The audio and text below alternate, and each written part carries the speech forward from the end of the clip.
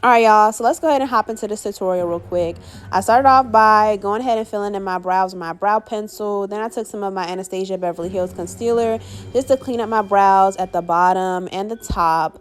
I'm not going to add any base makeup for this look whatsoever. The only thing that I'm going to do is actually fill in my brows and like clean them up. For the eyeshadow base, I use my black lipstick that I got from the Dollar Tree because black is a really good base to use, especially if you want to use a darker color. So I use that one, and then I'm just taking some of the different reds that I had in my Morphe palette and just kind of building on like an eyeshadow kind of like look. But honestly, you can really get really sloppy and creative with this because it does not have to be neat and it does not have to be perfect. It actually looks a lot better when you just kind of freestyle it. So yeah. Then I took that same eyebrow pencil I used for my eyebrows and just kind of sketched out where I want my lines and my scars to sit on my face. Nothing fancy. You want them to look jagged and kind of like raggedy. It looks more realistic. It is like yeah, whatever. And then I took some of my red eyeshadow and just took like a little flat brush and went over those lines once again to kind of give it like a cut, like a bloody cut scab. You know, you get what look I'm trying to go for. Y'all know what chucky look like.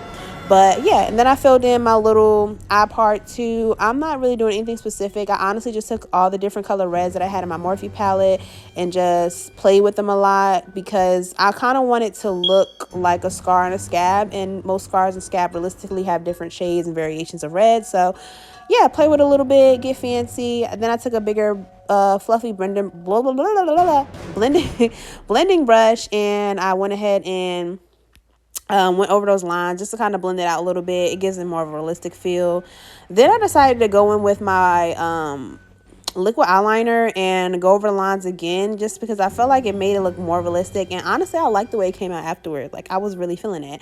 So then I also took some of my white eyeshadow primer base that I had because I didn't have any white paint. I don't know what I did with my white paint, y'all, but I didn't have none, so I used that instead. And I just took a eyebrow brush, like little flat stampy looking brush, and just stamped those little lines right on there. Nothing fancy, nothing cute. It don't gotta be super neat. Yeah, so then I went in, did my winged eyeliner. Y'all know I'm a winged eyeliner girl. Like I don't even think I do a makeup look without a winged eyeliner. Like I just feel like it's just for me. Like that's my signature look. I've been doing this since I was like 13, and I'm never gonna stop. Literally, I'm never gonna stop.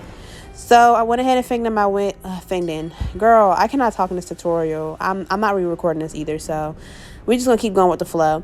I went ahead and put my winged eyeliner on my eye. I didn't want to do the other eye first, but I was like, nah, it'll probably look cute if I did it. So then I ended up doing it, blacking out my waterline, because I just feel like it looks better like that. It looks more, I don't know, I feel like it gives my eyes that extra boom, you know what I mean?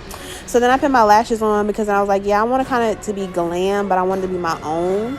You know, just like a little mixture. Like I could just do what I want because for real, I really don't want to be like nobody. So I wanted mine to be like unique to me.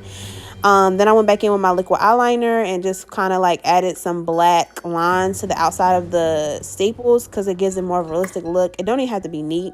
And this is what it ended up looking like and coming out like, you know, real scary, real creepy, real cute.